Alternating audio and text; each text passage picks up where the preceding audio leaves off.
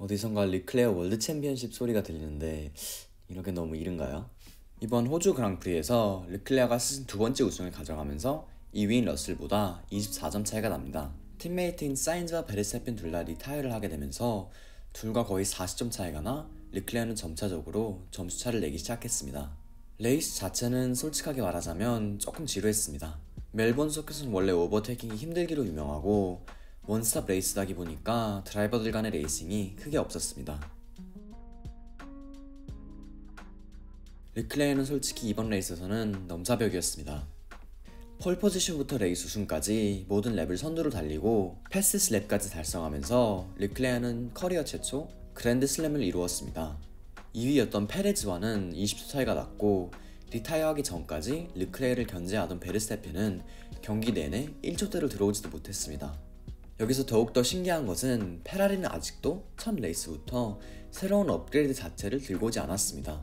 다가오는 이몰라에서 첫 업그레이드를 들고 온다고 하니 페라리와 르클레어의 압도적인 퍼포먼스는 당분간 당연할 것으로 보입니다.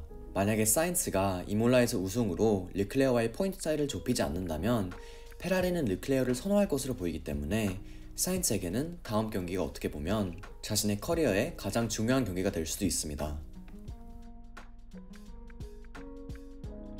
멜번 서킷의 급격했던 코너들을 시케인으로 바꾸면서 스트레이트에서 강한 레드불을 선호할 줄 알았지만 예선부터 페라리가 압도적인 퍼포먼스를 보여주면서 모두가 의아해했습니다. 베르스타펜은 주말 내내 르클레어보다 느려 보였고 레이스 처음부터 끝까지 르클레어와의 갭을 좁히지 못하고 갈수록 점점 멀어져 갔습니다. 그리고 베르스타펜에게는 마치 바레인을 북봇한 것처럼 아쉬워 보이던 경기가 최악의 경기로 끝났죠. 경기 39번째 랩 때 갑작스럽게 엔진 문제가 생기면서 리타이어를 하고 말았습니다. 베르스타펜이 이제 타이틀을 지킬 수 있을지가 의문이 듭니다. 작년은 차량 문제가 크게 없었고 DNF는 항상 사고로 인해서 했는데 현재 3경기 중 2경기에서 엔진 문제로 DNF를 하는 것은 너무나도 큰 타격입니다. 현재로서 레드불이 전체적인 면에서는 페라리보다 느려 보이고 르클레어와의 46점 차이가 납니다. 물론 20경기가 남긴 했지만 베르스타펜이 만약에 타이틀을 지키려면 남은 경기 대부분에서 르클레어보다는 높은 순위로 경기를 끝내야 합니다. 과연 현재로서는 조금 더 느려 보이는 차량으로 이게 가능할지는 시즌이 진행되면서 봐야 할 것 같습니다. 알론소는 Q3에서 섹터 2까지만 해도 폴이었던 르클레어보다 빨랐으나 엔진 브레이킹 문제가 생기면서 사고가 났고 사인즈는 이 사고로 인해 나온 레드 플래그 때문에 0.1초 차이로 예선 랩이 무효화됐습니다. 만약에 무효가 안 됐다면 최소 P4는 가능했습니다. 레드 플래그가 끝나고 나서 사인즈의 차량은 시동이 안 걸리면서 단 3번을 남겨둔 채 트랙에 나오면서 타이어 웜업을 제대로 못해 마지막 예선 랩을 중단하고 말았습니다. 그렇게 폴 포지션이 가능한 차량으로 P9에서 시작하게 됐는데 사인즈의 악몽은 여기서 끝나지 않습니다. 레이스 스타트 전 차량 핸들에 문제가 생기면서 이를 교체해야 했고 제대로 설정되지 않는 새로운 핸들 때문에 스타트가 느렸습니다. 그렇게 14위로 떨어진 사인즈는 급한 마음에 과한 오버테이킹 시도로 잔디로 직진하면서 결국 자갈밭 속으로 빠져들어갔습니다. 그렇게 어이없게 DNF를 하게 된 사인즈는 현재 르클레어와 38점 차이가 나는 만큼 악몽 같은 주말을 보내고 말았습니다. 예선부터 레이스 스타트까지는 다 자신이 조절할 수 없는 불행이긴 했지만 DNF는 결국 자신의 잘못인 만큼 실망스러운 레이스였습니다. 개인적으로는 베르스타펜, 사인즈, 르클레어 3명이서 경쟁하는 것을 보고 싶지만 지난 3경기간 사인즈의 모습은 단지 초라해 보이기만 했습니다. 리카르도의 홈 그랑프리의 시간을 딱 맞춰 맥라렌이 돌아왔습니다. FP3 때 노리스가 가장 빨랐다는 것을 보고 눈을 의심을 했지만 예선 때도 P4, P7을 취득하면서 벤츠보다도 더 빠른 페이스를 보여줬습니다. 경기에는 아쉽게도 벤츠가 더 빨라 보이긴 했지만 기분 좋게 P5, P6를 하면서 맥라렌의 복귀를 알렸습니다. 맥라렌이 다시금 페이스를 찾은 이유는 아마도 더 이상 브레이킹 오버히팅 문제가 사라져 퍼포먼스에 집중을 다시 하고 있어서일 것입니다. 아직까지는 차량으로부터 추출할 수 있는 퍼포먼스가 많이 남았다고 하니 앞으로 또다시 맥라렌을 포디움에서 볼 수 있을 것으로 봅니다. 벤츠는 또다시 레드불과 페라리의 불행으로 포디움을 밟게 됐습니다. 벤츠는 아직까지도 퍼포먼스가 아직 조금 부족하긴 하지만 꾸준하게 차량에 이상 없이 포인트를 쌓고 있습니다.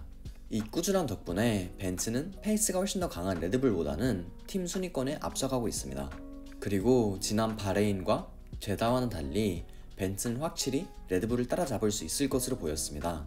지난 경기들에서는 20초가 넘는 차이가 났긴 했지만 이번 경기에서는 러셀은 2위였던 페레즈보다 단 5초 차이밖에 안 났습니다. 차량의 잠재적인 퍼포먼스에 관해 전문가들은 벤츠가 가장 커 보인다고 합니다. 그만큼 벤츠가 이제 포퍼싱 문제를 크게 해결한 것으로 보이면서 점점 더 퍼포먼스에 집중하므로 시즌 중반대로 가면 다시금 레이스 우승도 도전할 만해 보입니다. 그만큼 지금처럼 꾸준히 포인트를 쌓는 것이 벤츠에게 중요해 보입니다. 제가 이번 레이스가 약간 지루하다고 했긴 했지만 미드필드에서는 볼거리가 많긴 했습니다. 페라리는 레이스 우승을 하던 와중에 페라리 파워팀들인 하스와 알파로메오는 힘들어하는 것으로 보였습니다.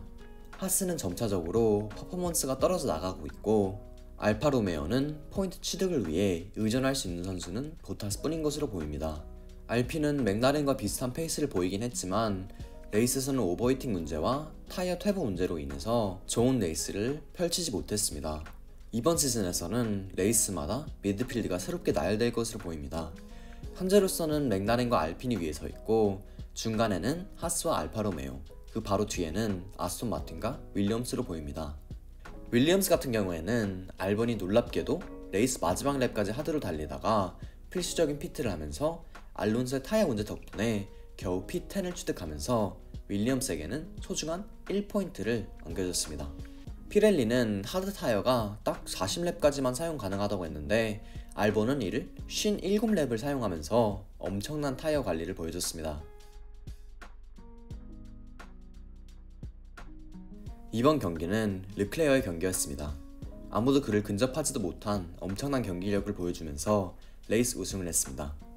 그 뒤로 20초나 뒤처진 페레즈가 들어왔고 베르스타펜의 DNF 덕분에 벤츠는 또다시 포디움과 P4를 취득했습니다. 맥라렌은 브레이크 오버히팅 문제를 해결했다고 증명하듯이 P5와 P6로 들어왔고 이번 시즌 그들의 라이벌로 보이는 알핀의 오콘은 P7으로 경기를 마쳤습니다.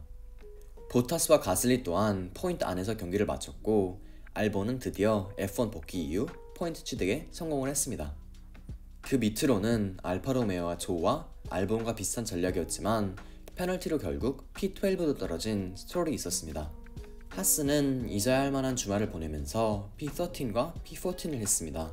스노다 또한 차량에 비해 약한 퍼포먼스를 보여줬고 라티피도 사실상 꼴찌로 P16으로 경기를 마쳤습니다. 알론소는 타이어 문제로 인해 뒤늦게 2번이나 핏스탑을 하게 되면서 아쉽게 P17에 그쳤습니다. 이번 레이스 DNF는 사인즈, 배틀, 그리고 안타까운 엔진 문제로 리타이어한 베르스타펜이었습니다. 만약에 이번 영상이 마음에 드셨다면 좋아요와 구독을 부탁드립니다. 2주 후에 이몰라에서 만나겠습니다.